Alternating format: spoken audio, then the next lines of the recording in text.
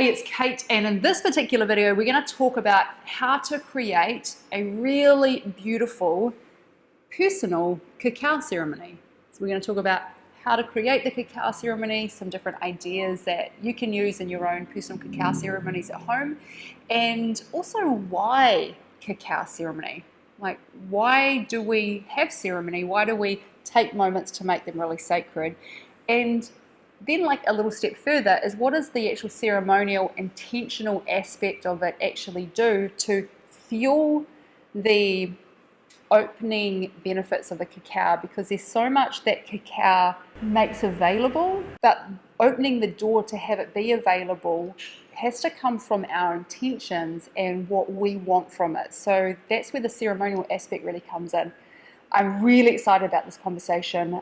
If you're new to my channel, then hit the subscribe, because there's so many other videos. We put out weekly videos, and you'll also find other videos on my channel all around cacao. How to create the ceremonial cacao, how to, what are all the benefits and the properties of it. So go check out those videos as well. They're also linked below. So I want to start here with really what cacao is and how it functions to open us up. It opens the heart, it opens the mind. It's really amazing. If you want to go into the full depth of it, definitely check out the video, which is all that I have, which goes into a lot of depth around it. But for now, I just want to say a couple of things. Cacao is a heart expander. It's a mind opener. It helps to connect into creativity. It helps to fuel your intentions. It's just so amazing. The properties of cacao are extraordinary, and cacao as a plant medicine has its own unique sort of personality. It's got very much a feminine energy, and it's not an energy that will take over and take you on a journey. It's an energy that is very soft, that really needs to be invited in, and for you, with your actual intention being the door opener that then allows cacao to do her work with you. So that's where the ceremonial part of cacao comes in. And we can talk about ceremony on any level. We could really go into the depth of ceremony and really talk about the depth of ceremony and all of the elements that you could bring in, and group ceremony and the ancient traditions of ceremony.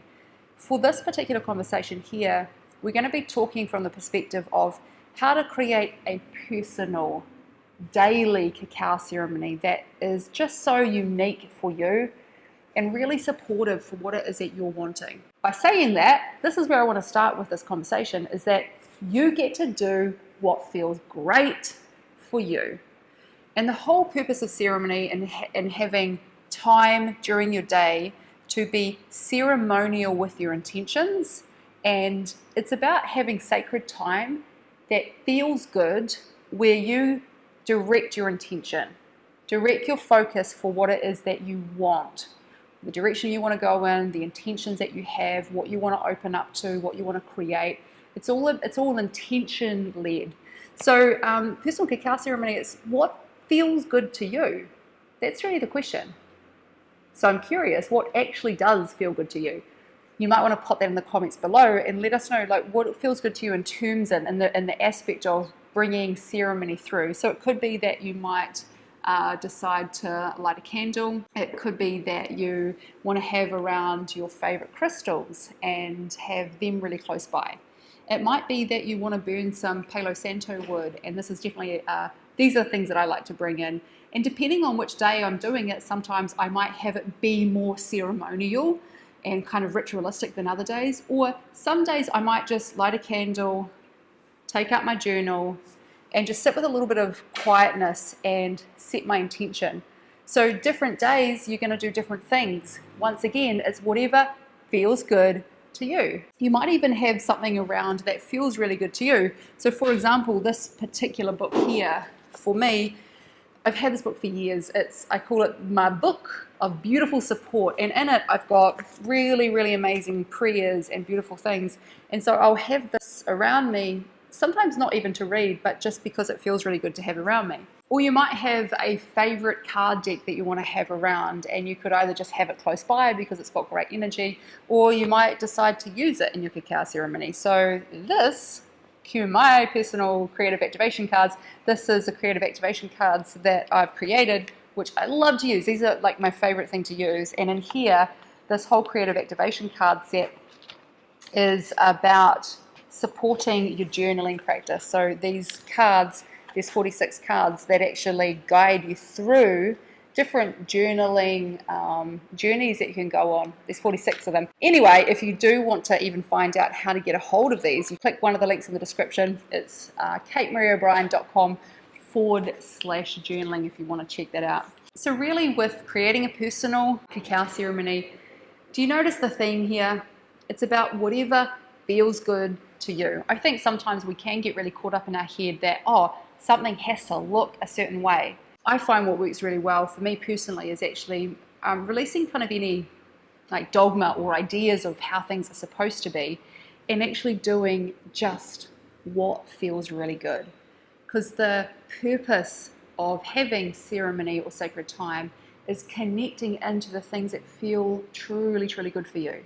And then from there, setting your intention.